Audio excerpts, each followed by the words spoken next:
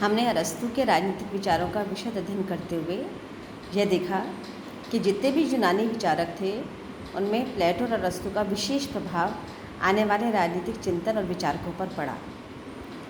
चूँकि यूनानी युग के बाद में, प्राचीन युग के बाद में मध्यकालीन युग पर हम राजनीतिक चिंतन पर अरस्तु का प्रभाव देखते हैं, तो इस आज के व्याख्यान में हम ये विश्लेषण करने का प्रयास करेंगे कि किस प्रकार अरस्तु के राजनीतिक चिंतन ने मध्यकालीन राजनीतिक चिंतन को प्रभावित किया। यह तो हमें बिल्कुल स्पष्ट है अब कि जो यूनानी चिंतन है वह मूलतः दर्शन आधारित था और जिसमें चिंतन मूलक पद्धति थी, विश्लेषण किया जाता था और मूल्य एवं आदर्शों पर आधारित नीति की बात कही जाती थी, जिसे प्लेटो और अरस्तु के तुलनात्मक संदर्भ में भी हमने देखा। अरस्तु ने मूल्य के आधार पर व्यवहारिक और राजनीतिक दर्शन को महत्वपूर्ण माना और ये माना कि राज्य से इतर, राज्य से अधिक व्यक्ति महत्वपूर्ण है। मध्यकाल की एक विशेषता है कि मध्यकाल मूलतः फिलॉसफी और दर्शन के स्थान पर थियोलॉजी या धर्मवाद को बहुत अधिक महत्व देता है। क्यों?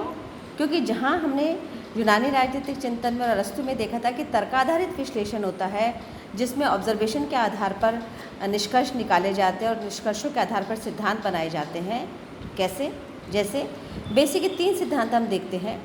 Man is a political animal, मतलब राज्य राजनीतिक व्यक्ति है, अर्थात राज्य व्यक्ति के लिए नहीं बना, अपितु व्यक्ति के लिए भी यह आवश्यक है कि राज्य हो। दूसरा, राज्य का विचार, राज्य नहीं, राज्य का विचार व्यक्ति से प्राय है, उससे पहले है, तो अधिक महत्वपूर्ण क्या हुआ? राज्य हुआ। और राज्य ही वो सर्वोच्च समुदाय है जो व्यक्ति को सद्जीवन की ओर लेकर जाता है। ये ऐसे तर्काधारित विश्लेषण था जिन्होंने अपने तर्कों से अरस्तु ने स्पष्ट किया।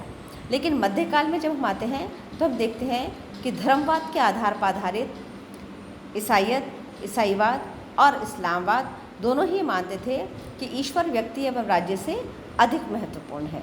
तो यहाँ पर पर्टिकुलरली हम देखते हैं कि अरस्तु ने राज्य और समाज के अंतर्संबंध पर सबसे अधिक प्रभाव डाला, क्योंकि जहाँ पर फिलॉसफी का रिलेशन माना जाता था फेथ के साथ, रीज़न के साथ, एक्सिस्टेंस के साथ, गॉड के साथ, वहीं पर जो मध्यकाल था उसमें ईश्वर को ही सर्वोच्च स्तर का अस्तित्व मानते हुए व्यक्ति को उसके सम्मुख समर्पित होने या व्यक्ति की समस्त सामाजिक और राजनीतिक गतिविधियों को उसके द्वारा निर्देशित होने का सिद्धांत प्रस्तुत किया गया था। हम एक उदाहरण ले सकते हैं थॉमस एक्विनास का। जैसे थॉमस एक्विनास है, उनके ऊपर मध्यकाल का प्रभाव है, लेकिन मध्यकालीन चिंतक होने के पश्चात भी हमें उन पर अरस्तु का प्रभाव भी देखने को मिलता है।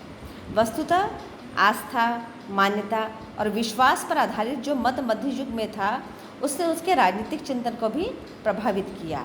कैसे प्रभावित किया? उन्होंने ये माना कि राज्य जो भी है वो समस्त स्रोतों का आधार है, लेकिन राज्य का आधार क्या है? ईश्वर है। अर्थात हमने ईश्वर की इच्छा पर आधारित राज्य की अवधारणा को मध्यकाल में स्वीकार किया। ईसाई धर्म में भी यही विशेष आस्था का प्रसार है, जिसमें धर्म को प्रधान माना गया और राज्य को द्वितीयक माना गया। चूँकि धर्म का प्रतिनिधि संस्था कौन थी? चर्च थी। और राज्य किसका प्रतिनिधित्व करता था? राजनीतिक और सामाजिक जीवन का। तो दोनों के बीच में संघर्ष स्वाभाविक था। तो चर्च की सर्वोच्चता का ये जो सिद्धांत था, यहाँ पर एक्विनास ने मध्यकाल में अरस्तु के राज्य संबंधी विचार के साथ में इसका संयोजन किया, इसका समन्वय किया।